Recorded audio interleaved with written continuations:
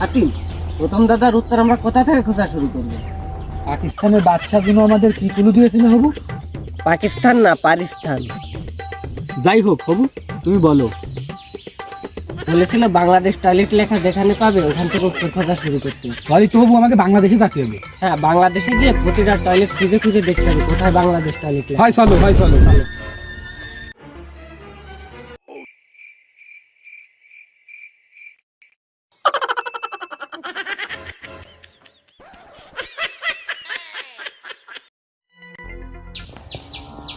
হাতিম, ওই যে একটা টয়লেট। চলো দেখি।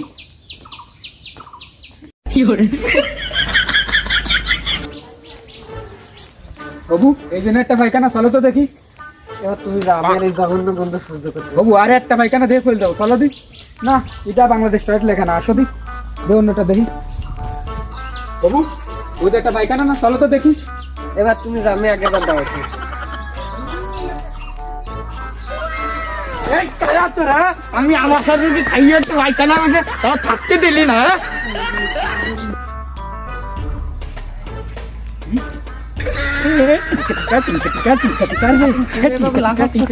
আরে বেটা, পাইয়া গেছি। ওই যে বাংলাদেশ টয়লেট লেখা, চল আমাকে দুঃখের দিন ছাড়, চল শিগগিরি।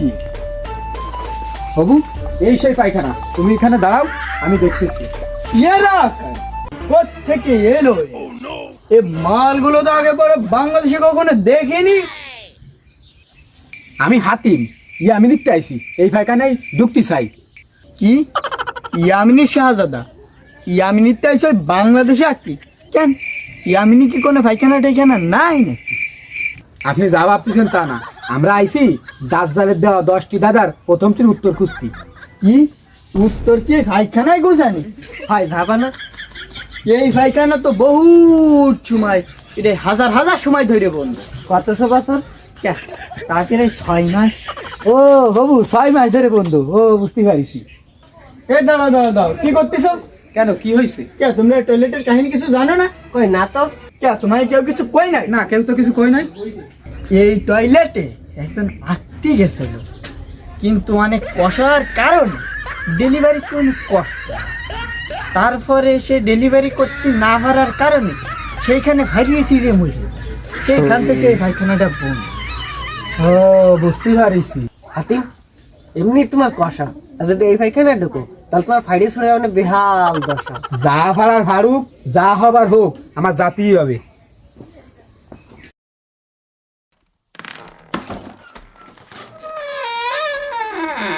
কোথায় দার্জালে ধাঁধার উত্তর? কোথায় কোথায় পাবো দার্জালে ধাঁধার উত্তর? কোথায় পাবো দার্জালে ধাঁধার উত্তর? শোন হাতিম, তুই কেন এসেছিস মারার জন্য? আমি কেন এসেছি তা তো তুমি জানো। চলে যা, না হলে এই পায়খানার মধ্যে ডুবে মরবি। এই পায়খানায় কিন্তু অনেক পুরাতন মলত্যাগ আছে, যা তুই সহ্য করতে পারবি না হাতিম। তুই চলে যা। না, আমি যাব না। এর থেকে বড় বড় টয়লেটের গন্ধ আমি সহ্য করেছি। আগে তো আমি 6 বছর টয়লেট পরিষ্কার করতাম, টয়লেটের গন্ধ আমার এখন ভালোই লাগে। আমি মুগ্ধ তোর সততা দেখে। তোর মতো এত গন্ধ শুকা মানুষ আমার জীবনে দেখি নাই। আমি তো অনেক পায়খানায় থাকছি হাতিম, না জানি তোর জীবনে আর কত গন্ধ সহ্য করা লাগবে। বল হাতিম, আমার কাছে কি জানতে চাস? দাজ্জাল আমারে প্রশ্ন দিয়েছে, মানুষ কেন খালি খিদে লাগে না? এটা তো খুবই সহজ হাতিম, কারণ খাইলে মানুষের পেট ভরা থাকে, তাই মানুষের আর খিদে লাগে না। তুই যা হাতিম, দাজ্জালের উত্তর দিয়ে দে। আমার কি হলো? আমার শক্তি কমে যাচ্ছে কেন? মনে হয় হাতিম তার প্রশ্নের উত্তর পেয়ে গেছে। এত জঘন্য দুর্গন্ধ।